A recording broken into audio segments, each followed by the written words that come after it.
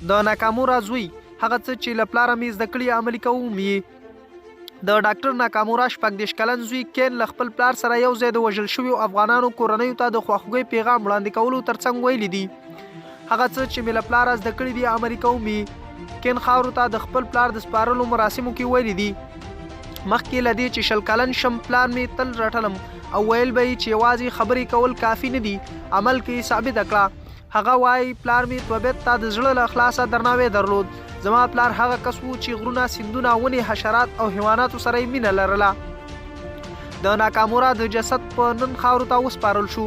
زیات شمیر خلک ورغلي وو. خاورو ته د ډاکټر ناکامورا د جسد سپارلو مراسم د ناکامورا د کورنۍ او یو غیر دولتي بنسټ لخوا په مشترک ډول نیول شوي وو.